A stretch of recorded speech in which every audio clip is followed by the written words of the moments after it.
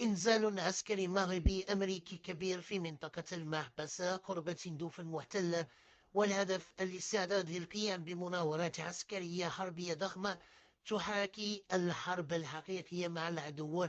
ونظام الكبرانات متخوف من ازدياح مغربي للصحراء الشرقية المحتلة واستعادة منطقة تندوف المغربية.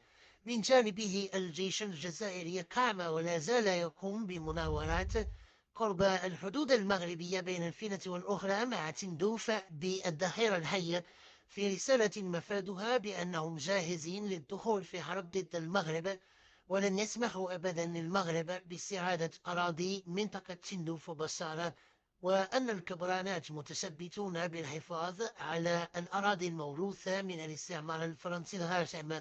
في ذات السياق كشفت تسريبات من داخل مخيمات تندوف المحتلة بأن قيادة جبهة البوليساريو قد جندت في الآونة الأخيرة عددا كبيرا من الأفارقة من دول جنوب الصحراء لاستعمالهم كدروع بشرية وأيضا كجنود في معاركهم المزعومة في الصحراء ضد المغرب. وكشفت صور مسربة من المخيمات عددا كبيرا من المرتزقة من ذوي البشرة السوداء، وهم يرتدون أزياء عسكرية ويحملون الأسلحة من طراز كلاشينكوف الروسي الصنع، على أساس أنهم أو يتعاملون على أساس أنهم صحراويون.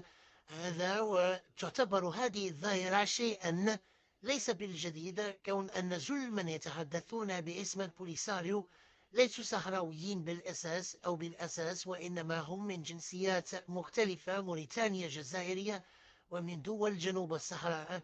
وكل هذه التحركات وعمليات التجنيس التي يعرفها المرتزقة الموالون للبوليساريو وانتسابهم للصحراويين لم تعطي أكلها، بل ستنعكس سلبا على من يدعون الجمهورية الوهمية، وستجعلهم وبالأحرى ستجعلهم يعيشون طوال حياتهم في مخيمات تندوف المحتلة إلى أن يرث الله الأرض ومن عليها.